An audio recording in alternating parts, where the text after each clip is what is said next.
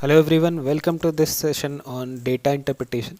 My name is Ashish and in this video I am going to discuss some of the methods which will be very helpful for you in making your calculations easy when it comes to the questions of data interpretation. This session will be helpful for most of your MBA exams including CAT, IIFT, CMAT and also for government sector exams. So we are going to solve two data sets in this session. So let's start with our first set. So this is a graph given to you जिसमें आपको foreign trade दिया है. On x axis you have some numbers with intervals 5, 10, 15, 20, 25 to 30.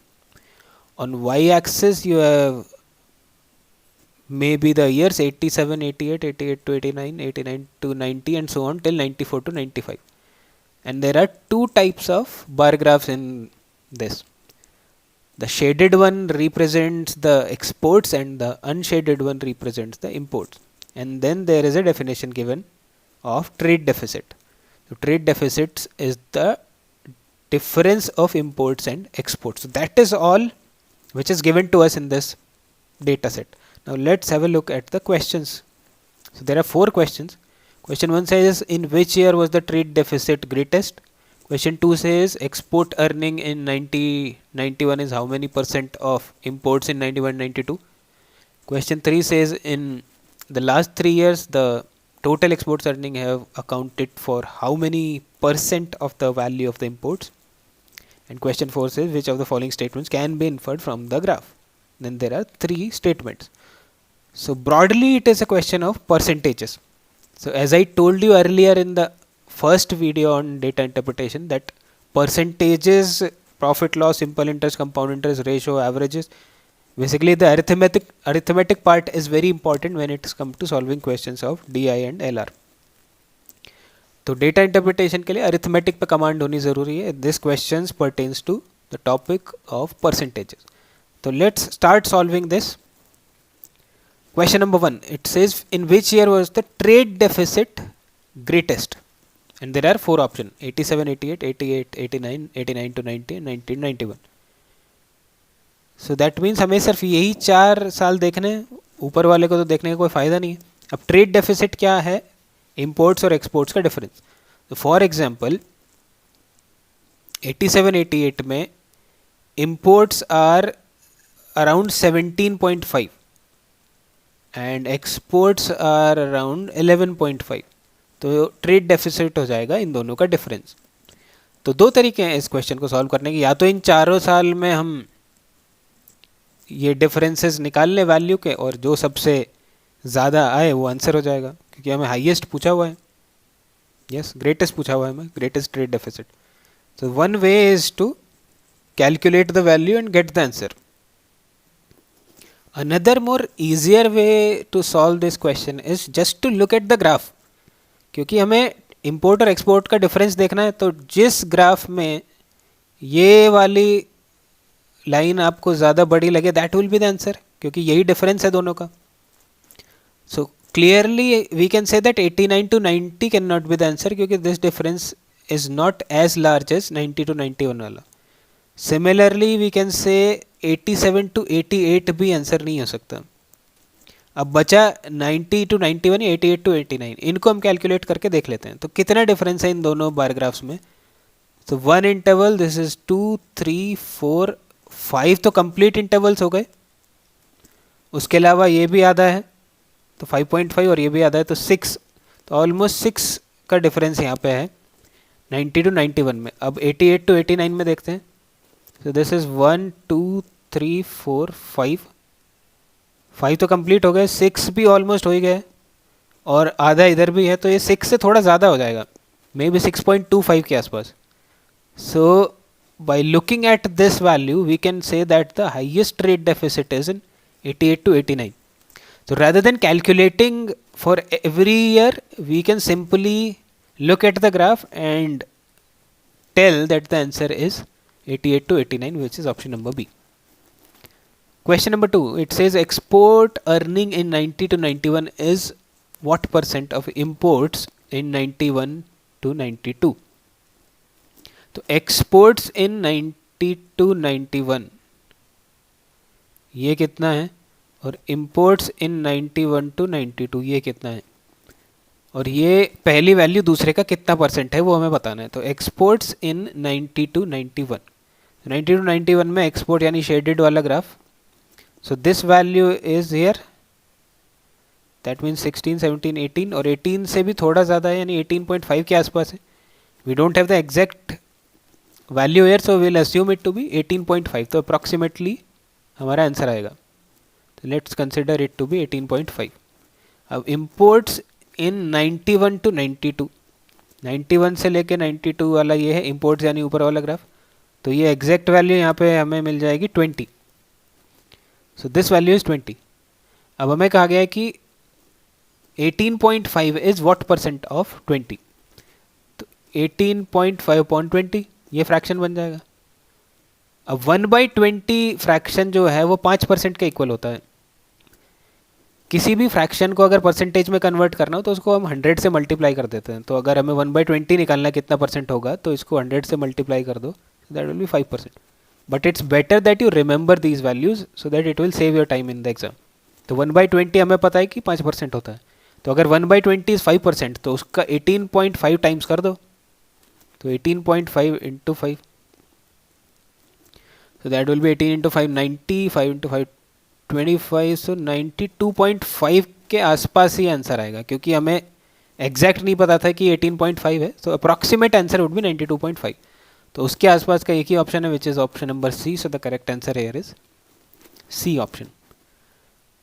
Now question number 3, it says in the last 3 years the total export earnings have accounted for how many percent of the value of imports।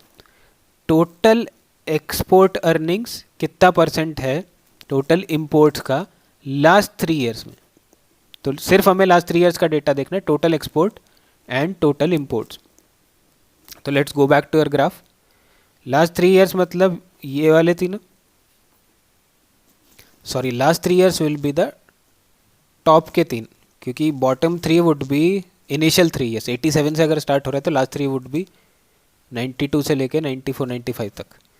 सो हमें ऊपर वाले 3 देखने हैं। Exports कितने होंगे यहाँ पे total, सबसे ऊपर यहाँ पे एक्सपोर्ट्स हैं, this line corresponds to 24, so this is exactly 24। उससे भी आगे थोड़ा, तो let's consider it to be 24.5। उसके बाद 93, 94 में एक्सपोर्ट्स आर अराउंड 21.5 एंड 92, 93 में इट इज 15 के बाद 16, 17, 18, 18.5। So 18.5 plus 24.5 plus 21.5, तो 20 plus 20 is 40, 40 plus 1 is 50, 54, 55, 63 and 64.5। तो टोटल एक्सपोर्ट्स हो गए लास्ट 3 ईयर्स में 64.5। अब देख लेते हैं टोटल इंपोर्ट्स कितने होते हैं लास्ट 3 ईयर्स में। तो अब इंपोर्ट वाले ग्राफ पे आ जाओ। So this one is 25 plus 2 27.5। Imports in 93, 94 is here 23.5 and imports in 92, 93 is 22, almost 22 ही है ये exact, so I'm considering it to be 22. So this value will be 27 plus 23 is 50, 50 plus 22 72 plus एक और 73, तो approximate answer आएगा हमारा। तो हमें अब बताना है कि in the last 3 year total export have accounted for how many percent of the total imports. तो टोटल एक्सपोर्ट थे हमारे 64.5, टोटल इंपोर्ट्स थे 73, तो ये कितना परसेंट होगा। अब इसका ट्रेडिशनल वे जो है निकालने का वो ये हो सकता है कि 64.5 अपॉन 73 इंटू 100 कर दें और इस वैल्यू को कैलकुलेट कर लें। देर आर सर्टेन एग्जाम्स जिनमें आपको कैलकुलेटर अलाउ होता है, ऑनलाइन कैलकुलेटर होता है, in that you can easily calculate it, but there are certain other exams जिसमें ये अलाउ नहीं होता। तो उस केस में you need to look at the choices carefully and then you need to identify which could be the correct choice. तो हमारा value था 64.5, कितना परसेंट होगा 73 का, तो 73 का हम 50% निकाल लेते हैं पहले, या फिर हम 10% निकाल लेते हैं, क्योंकि ये वैल्यूज़ निकालना इजी होता है. ध्यान रखिएगा हमेशा 10% निकालने के लिए 1/10 कर देते हैं और 50% निकालने के लिए हाफ कर देते हैं. तो अगर मैं 10% निकालूँ तो 7.3 हो जाएगा. अब ऑप्शन सारे 80s और 90s में, तो 80% निकाल लेते हैं, फिर 50% निकालने की ज़रूरत नहीं है. 10% को 8 टाइम्स कर देते हैं सीधा. तो 10% था 7.3, इसको अगर मैं 8 टाइम्स कर दूँ तो 8 इंटू 7 56 प्लस 2.4 58.4, यह आ जाएगा 80%.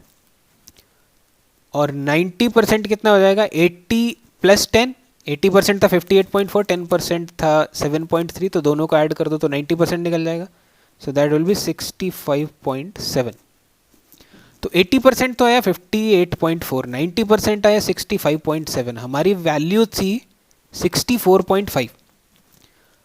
तो ये ऑलमोस्ट 90% के इक्वल है, लेकिन उससे थोड़ा सा कम होगा. 90% है 65.7 और value 64.5. That means my answer should be slightly less than 90%. So 80% can not be the answer, 83% can not be the answer, 90 से ऊपर तो हो ही नहीं सकता. So there is only one choice which is 89%, that will be my correct answer. तो अगर आपने देखा यहाँ पे हमने एग्जैक्ट कैलकुलेशन ना करके अप्रॉक्सीमेट कैलकुलेशन किया और उसके बाद ऑप्शंस एलिमिनेट कर दिए थे. In this way you can save your time in calculation. तो अगर कैलकुलेटर अलाउड नहीं है एग्जाम में, so this is the way in which you can calculate the percentages very easily. और ये सब अगर आपको प्रैक्टिस हो जाएगी तो आप मेंटली भी कर सकते हैं. यहाँ तो मैंने करके दिखाया है आपको 10% निकालना और उसके बाद 8 टाइम्स करना. All this can be done mentally with a sufficient amount of practice. तो let's move to the next question now. Question number 4 says which of the following statements can be inferred from the graph. यानी इन तीनों में से कौन सा statement सही है. पहला स्टेटमेंट है in all the years shown in the graph the trade deficit is less than the export. तो हम देख लेते हैं क्या ट्रेड डेफिसिट एक्सपोर्ट से कम है. Trade deficit is the difference between import and export. So this is the trade deficit and this entire thing is the export. तो obviously graph देखने से पता लग रहा है कि ट्रेड डेफिसिट की वैल्यू कम है. तो 94-95 में तो डेफिनेटली कम है. सिमिलरली 93-94 में देखते ही पता लग जाता है कि ये कम है. 92-93 में this is trade deficit and this entire thing is export. तो यहाँ पे भी ट्रेड डेफिसिट कम है. सिमिलरली 91-92 में भी, 90-91 में भी.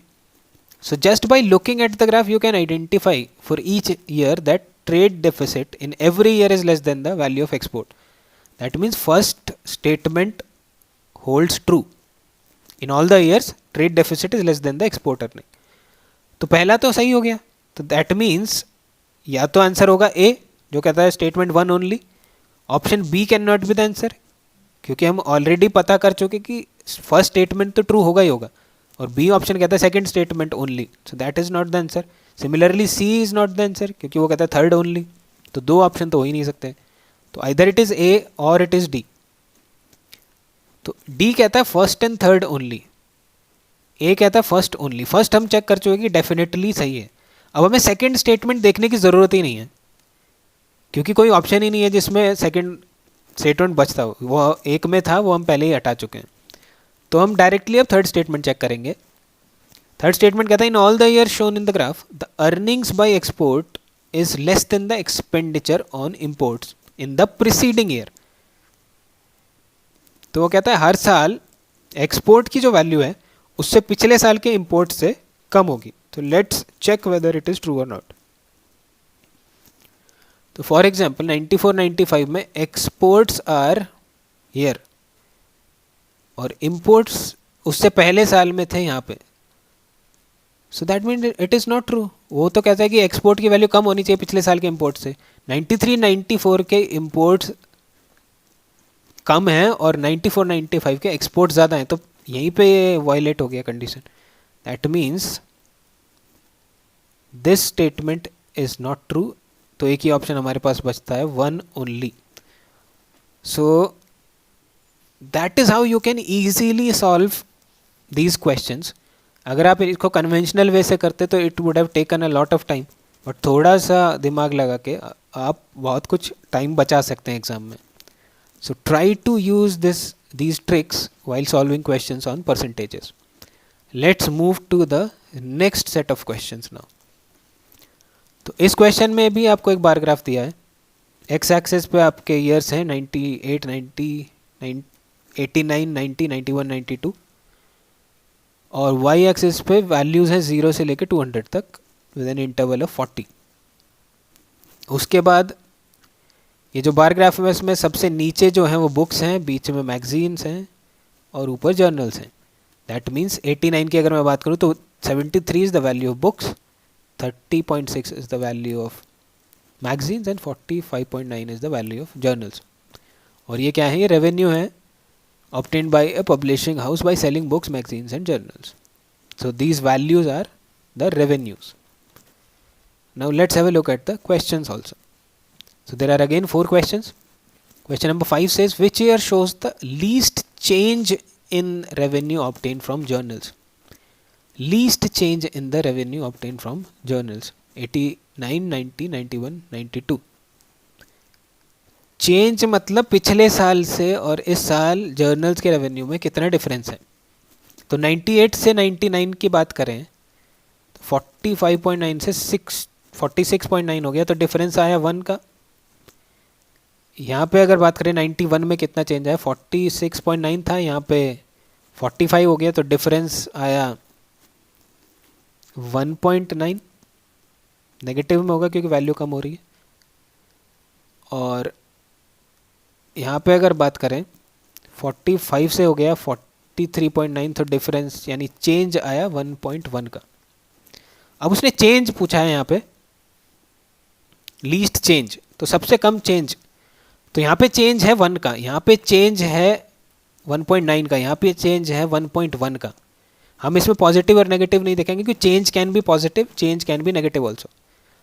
लेकिन यहाँ पे चेंज आया 1 लाख का, यहाँ पे 1.9 लाख का और यहाँ पे 1.1 लाख का. So the least change is 1 lakh, जो कि आया था 1990 में.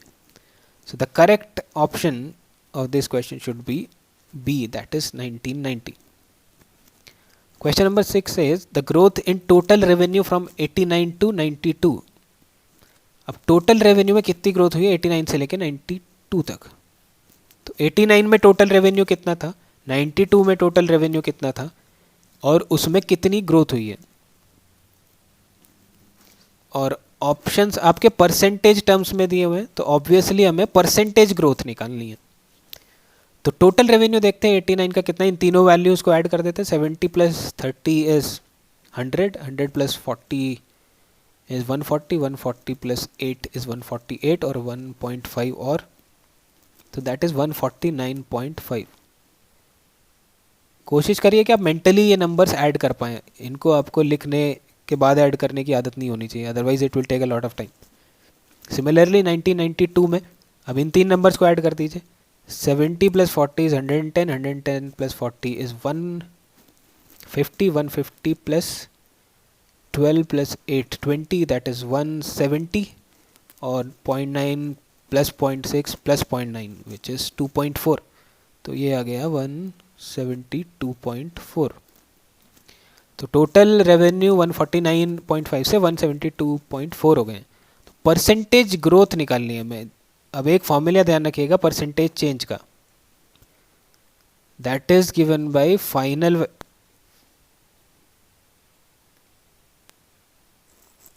Value minus initial value upon initial value. So that is the formula for percentage change. इसमें परसेंटेज ग्रोथ भी हो सकती है और परसेंटेज डिक्लाइन भी हो सकता है.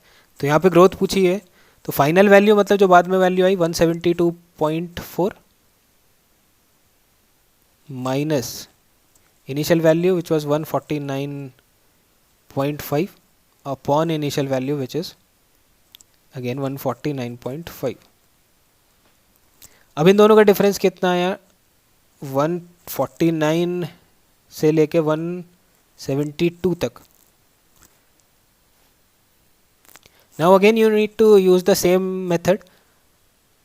अगर आपके पास कैलकुलेटर अलाउड है ऑनलाइन एग्जाम में तो सिंपली इन्हीं वैल्यूज़ को रख के आंसर निकाल लीजिए. Otherwise let's first look at the options. पहला ऑप्शन है 21%, फिर 28, 15 और 11. यानी ऑप्शंस काफ़ी दूर दूर हैं तो हम अप्रॉक्सीमेट कर सकते हैं वैल्यूज़ को. तो अगर मैं 149 की जगह 150 ले लूँ यहाँ पे, so my life will become a little easier in this question. तो इसको मैं 150 ले लेता हूँ तो अप्रॉक्सीमेट आंसर आ जाएगा मेरा. सो दैट विल बी 22.4 अपॉन 150 और इसको इंटू 100 ही कर दो परसेंटेज निकालने के लिए. इसमें कोई ट्रिक लगाने की ज़रूरत भी नहीं क्योंकि डायरेक्ट कैंसिल आउट हो जाएगा. So that will be almost 7.5. 7.5 का डबल होता है 15%. तो approximate answer should be 15%. So which is C option. तो correct answer here would be C option. So that is how we can get the approximate answer. Complex looking values को आप थोड़ा simplify कर लीजिए, but पहले उससे आपको options देखने ज़रूरी है. अगर ऑप्शन ऐसे होते हैं 15%, 15.2%, 15.5%, देन आपको एग्जैक्ट वैल्यू ही निकालनी पड़ती. Let's move on to question number 7. It says in 92 what percent of the total revenue came from books. 92 में हमें देखना है कि टोटल रेवेन्यू का कितना परसेंट बुक्स से आया. 92 में टोटल रेवेन्यू था 172.4. हमने अभी निकाला है. बुक्स सबसे नीचे वाली है, वो था 78.9. तो 78.9 इज व्हाट परसेंट ऑफ 172.4, ये हमें बताना है. So again rather than taking these complex values decimal वाले, वी विल सिंप्लीफाई. तो इसको मैं अप्रॉक्सीमेटली 79 ले लेता हूँ, इसको अप्रॉक्सीमेटली 172 ले लेता हूँ. नाउ वी विल कैलकुलेट और ऑप्शंस देख लेते हैं. ऑप्शंस अगेन ज़्यादा क्लोज नहीं है, सो वी कैन अप्रॉक्सीमेट. 79 172 का कितना परसेंट होता है ये हमें निकालना है. ऑप्शन है 25, 35, 45, 55. तो सबसे पहले तो इसका 50% निकाल लो. अब 50% सीधा हाफ हो जाएगा. 172 का हाफ वुड बी 86, यहाँ पे 79. तो अगर 50% 86 है तो 79 शुड बी लेस देन 50%, क्योंकि 50% इज 86 तो 79 तो उससे कम ही है, तो 50% से कम ही आंसर आएगा. So the answer can not B 55%. अब बचा 25, 35, 45. तो लेट्स फाइंड आउट अगेन. इसका 10% कितना हो जाएगा 1/10, अभी हमने डिस्कस किया था, तो दैट इज 17.2. तो 10% को अगर 4 गुना कर देता हूँ तो 40% निकल जाएगा. तो इसका 4 गुना हो जाएगा 68.4. 10% को 4 से मल्टीप्लाई कर दिया तो 40% है 68.4. 50% था 86, हमारी वैल्यू है 79. तो यानी मेरा आंसर 40% और 50% के बीच में कहीं होगा. So it can not be 35, it can not be 25. So the only choice left to us is option number A, which is 45%. So again अगर आपने ध्यान दिया, I did not calculate the exact value. हमें complex एक value दी गई थी decimal में, जिसको हमने थोड़ा सिंप्लीफाई करके अप्रॉक्सीमेट आंसर निकाल लिया क्योंकि हमें ऑप्शंस दिए गए. So try to use the options judiciously and try to eliminate them. It will save your time immensely in the exam. Let's move on to the next question. So question number 8 says, if 93 were to show the same growth as 92 over 91, the revenue in 93 must be how much? तो वो कह रहा है कि जितना 92 में growth हुई है उतना ही अगर 93 में भी हो तो 93 का रेवेन्यू कितना हो जाएगा. तो ग्रोथ इज सेम, रेवेन्यू हमें निकालना है. तो 91 से 92 में जो ग्रोथ हुई है, उसने कहा कि सेम ग्रोथ आगे भी होगी 93 में, तो यहाँ पे रेवेन्यू कितना हो जाएगा. अब क्वेश्चन में उसने ये नहीं कहा कि it is a percentage growth और एब्सोल्यूट ग्रोथ. तो let's assume that it is an absolute growth, क्योंकि कुछ कहा तो है नहीं परसेंटेज में क्वेश्चन में कि परसेंटेज है या एब्सोल्यूट है. तो पहले हम देखते हैं कि एब्सोल्यूट ग्रोथ अगर है तो क्या होगा. तो 92 की टोटल वैल्यू हमने निकाली थी 172.4. 91 की टोटल वैल्यू निकाल लेते हैं. 70 plus 40 110, 110 plus 40 150, 155 159, 159 plus 8 is 167 plus 1.2 168.2. तो 168.2 था, उससे हो गया है 172.4. तो ग्रोथ कितनी हुई? Absolute growth is 4.2.